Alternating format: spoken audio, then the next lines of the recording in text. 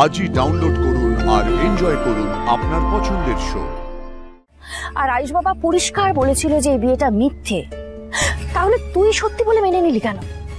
তোর যখন মনে হয়েছিল যে এই বিয়েটা তো সত্যি বলে মনে হচ্ছে, তখনই কেন তুই মণ্ডপ ছেড়ে বেরিয়ে এলি না? পিসি তুমি সাড়া দিচ্ছ না? কি হয়েছে কুসুম? কি ব্যাপার বলো তো? তুমি আমার সাথে কথা বলছো না? তোর কি? তোর সাথে কেউ কথা বলুক না বলুক তাতে কি তোর কিছু যায় আসে? তোর এই মিথ্যে বিয়ে নিয়ে শুধুমাত্র চিন্তা। কেউ মরুক বা বাঁচুক তাতে তোর কিচ্ছু যায় আসে না কুসুম। ছবি না আমাকে। তুমি তো জানো আমি এসব কেন করছি, আর তুমি তো আমার পাশে ছিলে পিসি, তাহলে এখন এভাবে কেন বলছো? ভুল করেছিলাম কুসুম, ভুল করেছিলাম আমি। আর সেই ভুলটা আমার ভেঙেছে কাল রাতে, যখন শঙ্করদা নিজেকে শেষ করে দিতে যাচ্ছিল। রাতুলের মতো একটা ভালো ছেলে কিনা আজকে সকলের চোখে অপরাধী শুধুমাত্র তোর জন্য কুসুম। কারণ তুই কারোর কথা ভাবিস না। করো না পিসি, কেন এসব কথা বলছো? আচ্ছা তুই আমাকে বলতো, তুই তোর পরিবারের কাকে ভালোবাসিস? বাবাকে। কোনটাকে? তাই নাকি? কালকে যদি শঙ্করদার কিছু একটা হয়ে যেত তুই নিজেকে ক্ষমা করতে পারতিস? হ্যাঁ বল আমাকে। তোর হাতে নোয়া বাঁধানো, তোর স্মৃতি সিঁদুর, এই সবকিছুর মূল্য তোর বাবার প্রাণের চেয়েও বেশি, তাই না কুসুম? ঠিক আছে, যা ম্যাডামকে গিয়ে বল যে তুই গাঙ্গুলি বাড়ির বউ আর আয়ুষ বাবার স্ত্রী। যা গিয়ে বল। আছে সাহস তোর? শোন কুসুম, শুটিং এর বিয়ের কথা আয়ুষ বাবা ম্যাডামকে বলেনি বলে ম্যাডাম আয়ুষ বাবার সঙ্গে সম্পর্ক ভেঙে দিতে চেয়েছিলেন। এখন তোর কথাটা যদি জানতে পারে তাহলে উনি কি করবেন একবার বুঝতে পারছিস?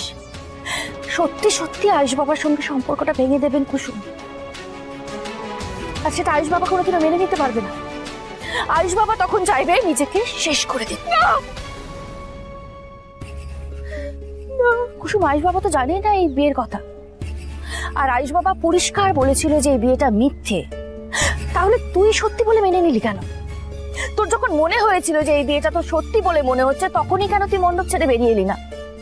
কেন সমস্ত রীতিনীতিতে অংশ নিলি কুসুম? কেন?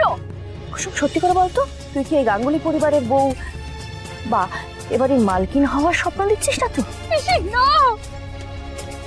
পিসি, আমি নিজের মনকে অনেকবার বোঝানোর চেষ্টা করেছি, কিন্তু যতবার আমি এই নোয়া বাঁধানো করেছি ততবার ছোট সাহেবের কোনো না কোনো বিপদ হয়েছে।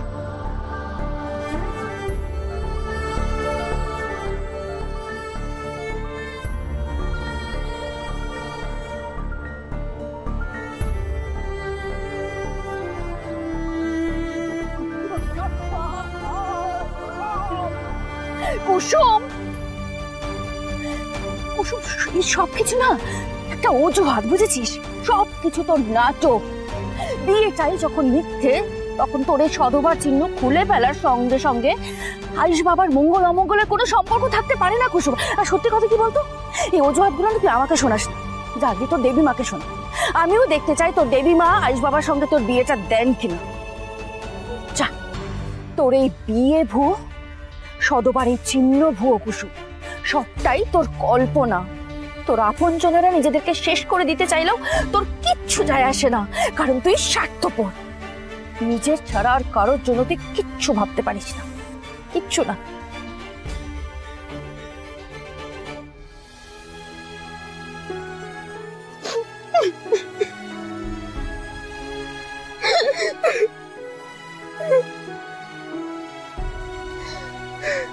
কুসুমের কোনো যোগ্যতা নেই আমার জীবন সঙ্গিনী হওয়ার। কুসুম অশিক্ষিত, কুসুমের পেটে কোনো বিদ্যা নেই। আমি এত পড়াশোনা করেছি, আমার নিজের একটা ক্যারিয়ার আছে, আর ও কুসুম একটা কাজের মেয়ে। কিছু ভাবছেন জানি কিছু হয়েছে? রাজা, আমি ভাবতে পারছি না আমি এতটা মানুষ চিনতে ভুল করলাম। কালকে শঙ্কর যেটা করলো তারপর থেকে তো আমি নিজেকেই দোষী ভাবতে শুরু করে দিয়েছি। নিজেকে কেন দোষ দিচ্ছ? কেন নয় রাজ, রাতুল আর কুসুমের সম্পর্কটা আমার তৈরি করা, ওদের বিয়েটা আমার ঠিক করা। আমার এত বছরের অভিজ্ঞতা এইভাবে ভুল প্রমাণিত হলো আমি তো ভাবতে পারছি না। কিচ্ছু ভুল প্রমাণিত হয়নি। তুই শান্ত হয়ে একটু বসো, শান্ত হয়ে তুমি একটু বসো বসো। দেখো, কোনো মানুষ যদি তোমার প্রত্যাশা অনুযায়ী কাজ না করে, তার মানে এটা নয় যে তুমি তাকে চিনতে ভুল করেছো। ভুলটা হয়তো অন্য কোথাও হয়েছে, অন্য কেউ করেছে। আমি তোমাকে এত বছর ধরে চিনি না, মানুষ চিনতে তুমি ভুল করতে পারো না, ভবিষ্যতেও করবে। আরে কুসুম, শঙ্কর, এদের তো তুমি সব থেকে ভালো করেছে। শঙ্কর আমাদের পরিবারের জন্য যা করেছে সেই ঋণ আমরা কোনোদিন শোধ করতে পারবো না। আর কুসুম তো তোমারই ছায়া, আগে অন্যেরটা ভাবে তারপর নিজেরটা। আসলে কি জানো ইন্দ্রাণী, ওই শীতের রাতে কুয়াশায় যখন সবকিছু ঢেকে যায় তখন সবকিছু আবছা দেখায়, কিন্তু পরের দিন সকালে রোদ উঠলে সবকিছু স্পষ্ট হয়ে যায়। দেখবে একদিন সত্যিটাও সামনে আসবে।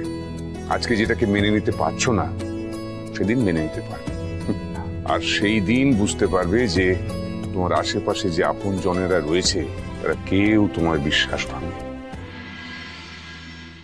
ছোট সাহেবের সাথে আমি নিজেকে একতরফা সম্পর্কে জড়িয়েছিলাম ঠাকুর। এই সম্পর্কটা একতরফা হলেও আমি নিজের দিক থেকে এই সম্পর্ক টিকিয়ে রাখার চেষ্টা করেছি। পিসি আমার সাথে ছিল ঠাকুর, কিন্তু এখন পিসি এই সম্পর্কের বিপক্ষে। তাও আমি সারা জীবন মনে প্রাণে ছোট সাহেবেরই হয়ে থাকতে চেয়েছি, আর তার বিনিময়ে আমি কিচ্ছু চাইনি ঠাকুর।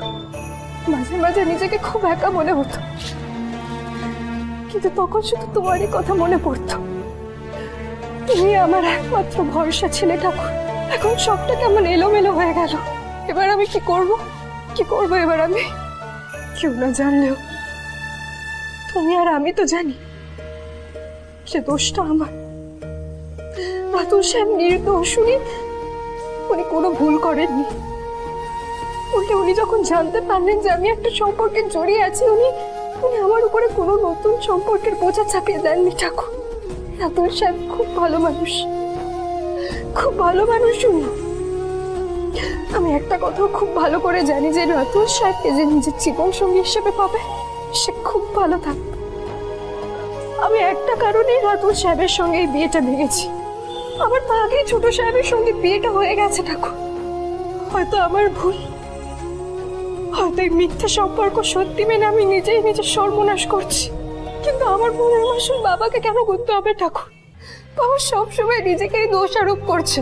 আমার বারবার মনে হচ্ছে যে আমি বাবাকে জড়িয়ে ধরে বলি যে বাবা তুমি কোনো ভুল করোনি, ভুল আমার, তোমার কোনো ভুল নেই। আমার দিকে যাতে কেউ আঙ্গুল না তোলে, এই সম্পর্ক যাতে পূর্ণতা পায়, সেই জন্য রাতুল সাহেব সব দোষ নিজের ঘাড়ে নিয়ে কাউকে কিছু না বলে বিয়ের আসর ছেড়ে চলে গেলে। কিন্তু আমি কাউকে কিচ্ছু বলতে পারলাম না, কারণ আমার সত্যিটা যদি বাবা জানতে পারে তাহলে বাবা অনেক কষ্ট পাবে ঠাকুর। আর আমার বাবার কষ্টের কারণ আমি হতে চাই না।